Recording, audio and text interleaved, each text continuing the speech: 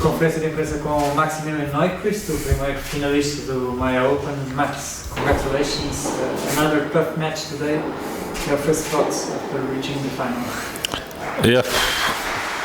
First of all, as I said, I'm very happy that I made it. The match was actually again a lot of ups and downs, mentally, physically, and started off actually pretty well in the match, and Nuno seemed some kind of off focus and leading five. Basically, I received a 5-2 lead for free, and then I couldn't manage to close the first set, and lost this one, and then I fought my way back into the match, and in the end it was again so tight and could have gone again either way, and again I go off as a winner, so have to be happy. I thought that because your road to the semi-finals, you were obviously more tired than Nuno, so I thought that the first set was more important to you than for him. But you lost that set with 5-2 and I believe 2 set points. How tough it was for you to not get upset, because to win that match you had to win in 3 sets at that moment. So how tough it was to you at that moment? Maybe it sounds weird, but the body language of Nuno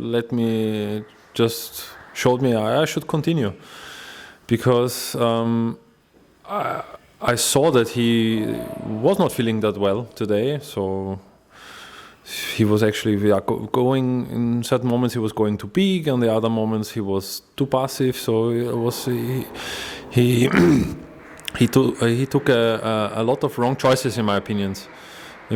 And I thought if the matchup stays like in the first set, I have always a chance, even in 3 sets. So I told myself, listen, okay, I was up in the first set, but if I just continue the way I play, and if I use my chances, I know that I can go off as a winner, and luckily I did. Was it a big surprise for you the way you played today? The way I played or the way he played? To be honest, no. I mean, of course, you always hope that your opponent has not the best day. I mean, you can go on court and you can get ass kicked also. That's possible with his game, because he's an extremely aggressive ball striker. And if he comes in some kind of zone, I mean, it can go very fast. But on the other hand, I think for him also the last weeks, he had a lot of pressure because he was playing basically to secure his main draw spot in Australia, which he actually did yesterday. So I mean, I guess maybe even it's not conscious for him, but probably a lot of pressure just drops off his shoulders after the win yesterday. And maybe I had this feeling that's how he played today. I mean, there was like a little bit the head missing and the right tension. So maybe this was a thing or not. I don't know. He has to answer this question for himself. But for him, of course, he messed up the match today a little bit. But it's better for him that he messed up the match today than yesterday. So for him, it's better that way around. You seem to be very emotional in the end, speaking for TV and stuff. How big is it this week for you? To be honest, I was too tired for emotions. Like after the match, I thought just go off court as quickly as possible. Just do your cool down routine to give myself the chance to be competitive on the next day. So even though it's my best achievement so far.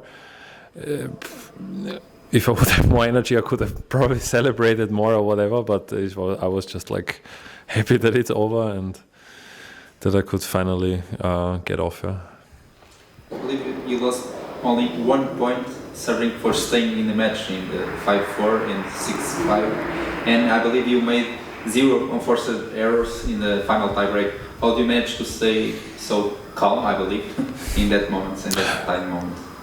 This is again a thing what the opponent shows you, in my opinion, because I knew that he's not calm, and I knew to myself, I told myself, I said like, okay, just keep the ball in play, like keep the depth of your shots, because as long as you play a deep ball here, it's basically you stay in the point. I mean, the opponent has to hit some amazing shots to get you off the court. So I thought like, okay, he's not calm, I'm calm, so I used this momentum, and that was the reason why I was actually calm. So because I could see I saw what need to be done, and I did it.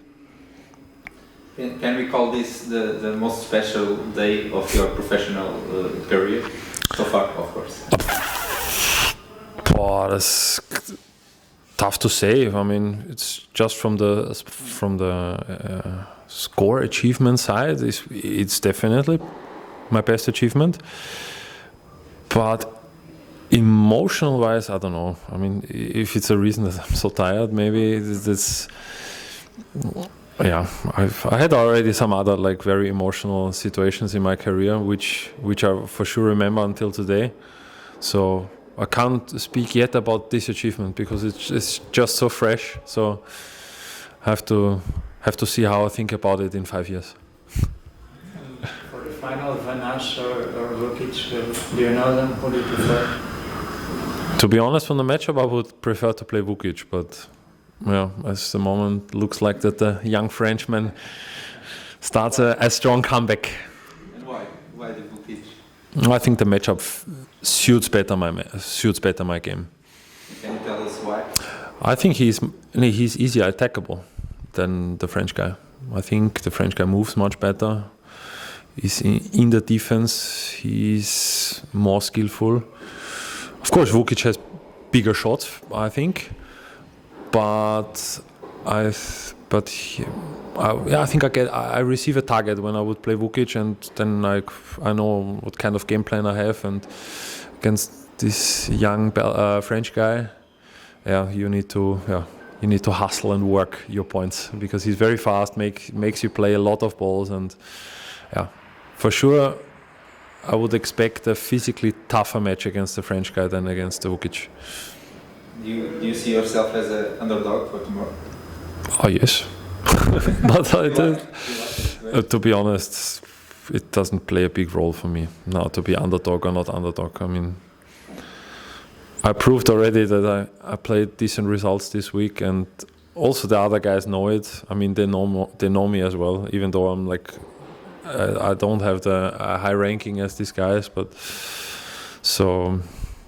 I'm sure they are well aware of what's waiting for them, and whoever goes off as a winner there will be ready and hot tomorrow, I'm sure. So nothing for granted. What about the top 300?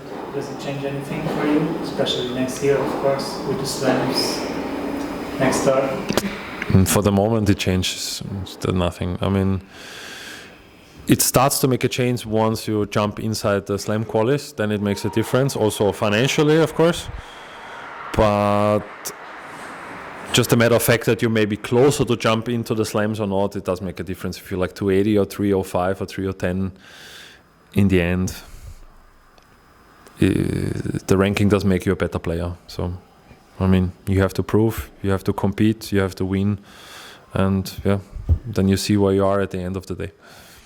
I was quite amazed, especially yesterday, with your backhand slice to stay in the point. Mm-hmm. You are very aggressive, tall guy, serve well, but how important it is for you to have that weapon to stay in the point?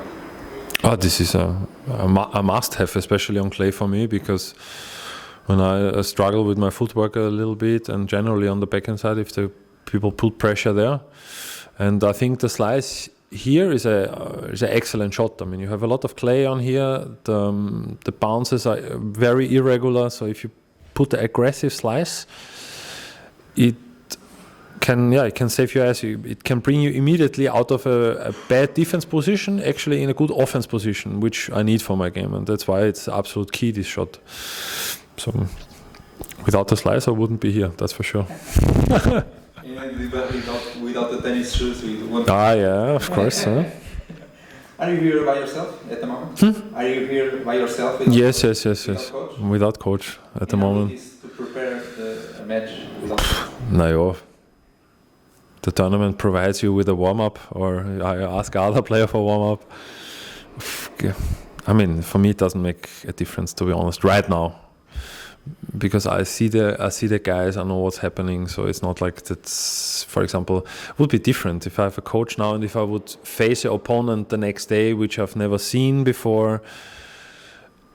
Then it would help if the coach can have a look and like adjust your mindset for the match a little bit and give you some tactical hints. But in this case, I mean, I know everyone here, so, and I think I'm experienced enough and old enough to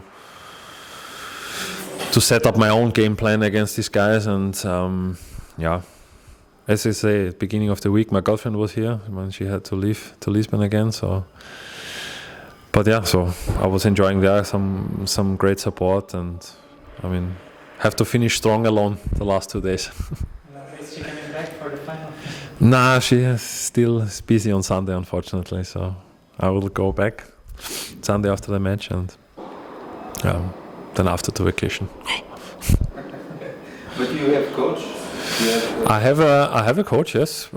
But at the moment I'm training in Switzerland, and I'm practicing with an Argentinian guy, Pablo Minotella, in Neuchâtel. And this is basically for me is a practice base. I mean, especially, due to the ranking where I am at the moment, and is to afford Swiss standards on touring, like to pay a coach away from home. It's for Swiss standards like I'm far away from affording it at the moment. So I have a good base with coach and fitness coach there, and I'm very grateful and happy to have them. And yeah, but for the touring coach, I need to win a few more matches. All right, thank you. Good luck. Thanks.